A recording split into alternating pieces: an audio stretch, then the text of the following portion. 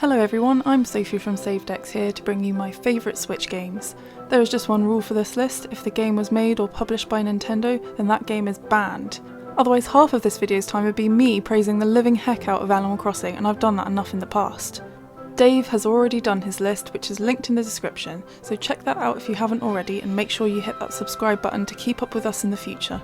And as always, I don't want to spoil what's coming up on the list in the intro, so the games that you have been looking at so far are my honourable mentions. So let's take a look at my top 10 non-Nintendo Nintendo Switch games.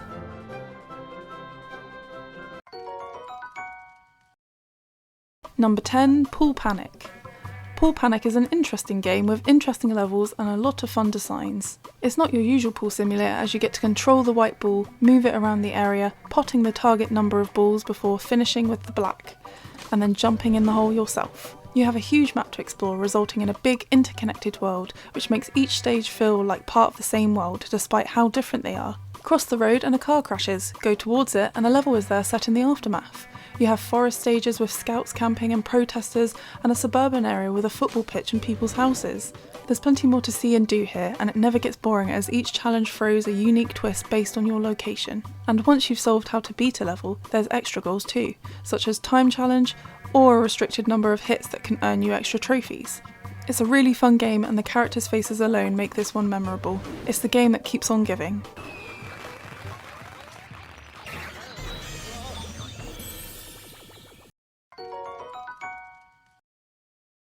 Number 9, Saints Row the Third. This is a game I have had fun with before it came to Switch, but the handheld nature of the console has enabled me to put a lot more time into it. It's not a game to be taken seriously, and yes, it does have plenty of flaws, but I find that just adds to the fun of it. I've found that the AI can be weird at times, seeing them crash into each other and running away from nothing, or a whole line of traffic making a U-turn for no reason at all. It all makes for a hilarious time. But despite those flaws, it is a fun game to play as well, with customizable characters, fun quests, and hilarious writing. What other game can you run around as a topless woman with a chipmunk voice taunting like John Cena?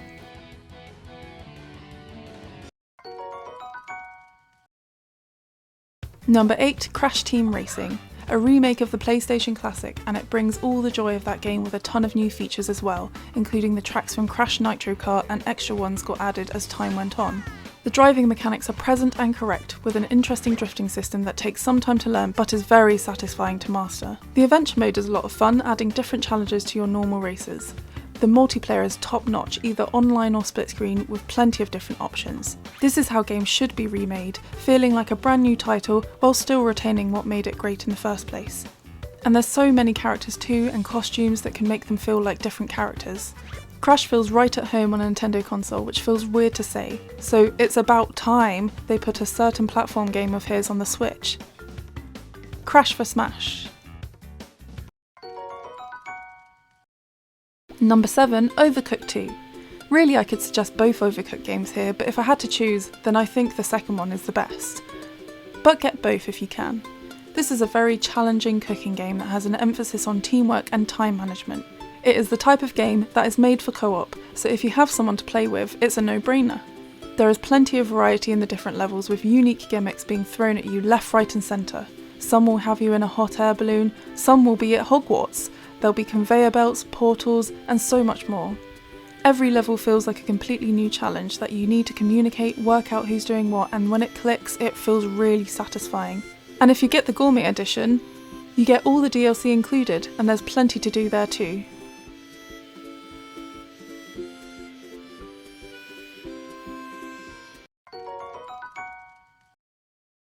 Number 6, Golf Story. I'm not into golf games, but I am into golf RPGs it seems. This has a lovely art style, looking like the sort of game you'd find on the Super Nintendo, where you strive to become a champion golfer and rise through the ranks at this golf club. But it's not just a simple case of playing golf. There's a whole big story to this game, with a lot of funny writing and fantastic characters. The golf mechanics themselves work really well too. It can be challenging at times with certain obstacles, such as wildlife interfering with your game, but in its core, the game operates really well. Even when walking around outside of the golf games, you can drop a ball anywhere you want and whack it into people's faces just for the fun of it. There's also a lot of variety in the locations and the different challenges people can give you. There's even disc golf! Speaking of variety, there is a sequel in the works called Sports Story, which is looking to expand on this game in a lot of ways, bringing plenty of different sports to the mix. So what better time is there to try this game out? Just remember to bring an extra pair of trousers, you might get a hole in one.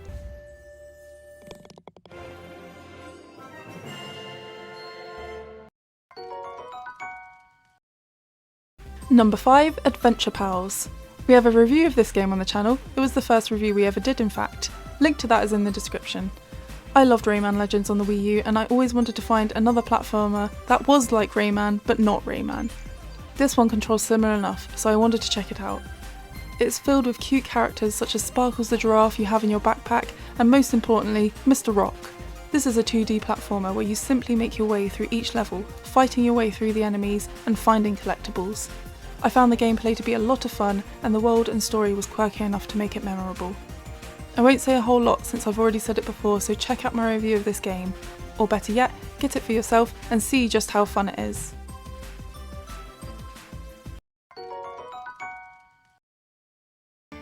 Number 4, Minecraft. Everyone knows this game, and I was a bit late to the party, but what I have played I have enjoyed immensely. I mostly play this with my little brother. One of our favourite things to do together is to go onto people's maps that they have built and destroy them with TNT. Although I did recently play a pirate ship battle, but that did involve destroying, blasting cannons at each other's ships and then capturing the flag. There is so much to do in this game, and you can see how much creativity the players have in them in the worlds that they have designed. I don't feel like I even need to describe this game, as even if you've never played it, you know what it is. I've had a great time with it. You can randomly spawn hundreds of pandas in your mansion.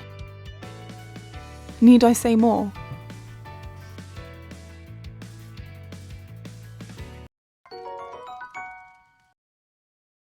Number 3, Rayman Legends, Definitive Edition.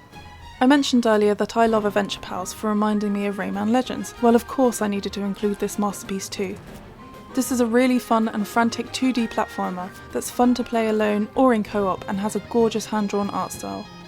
The levels are so expertly crafted to suit the perfect controls as you run, jump, hover and wall jump your way through these stages. With tons of bonus rooms and teetsies to saves and lums to pile up and unlock all sorts of rewards. The Murphy levels feel like they were best suited for the Wii U gamepad, but they only make up a small percentage of the levels, and the button press to use him works really well too.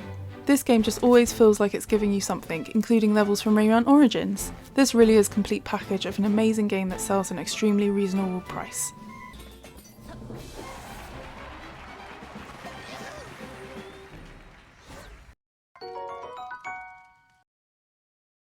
Number 2, Minute. This is a top-down Zelda-style game where you collect a cursed sword, which gives you a minute to live. The time limit is a huge part of the game, and the game's world is very cleverly designed around it. Once that time runs out, you die and go back to your home. It's not as bad as it sounds, as when you die it does save the progress you made, such as quests completed or items found. You'll find yourself working out where to go next in one life, but when you figure it out, you'll run out of time. But in your next run, you'll know exactly where to go and you'll find your way around quicker. You do find checkpoints along the way, so you don't always restart from the same place, and this game also has a die button. Yes, you press the button and you just die, which is really useful because if you know what to do next but you only have 20 seconds left and that's not going to be enough time, then that little feature just lets you load it up again at the 60-second timer without needing to wait around for the final 20 seconds. The more I think about this game, the more I feel like it's one of the best games I've ever played. My only gripe is that it's too short, just a few hours give or take, so here's hoping they'll do another game of this kind. If you like what you see here, then make sure you give it a look on the eShop. It'll only take a minute.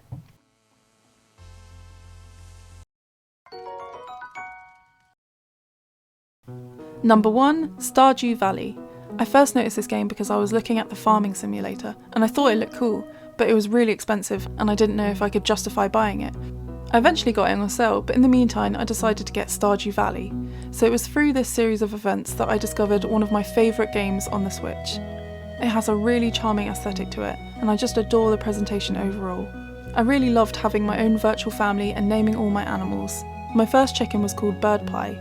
It has plenty of updates to keep me coming back to it, and I'm still trying to defeat those dastardly difficult skull caverns.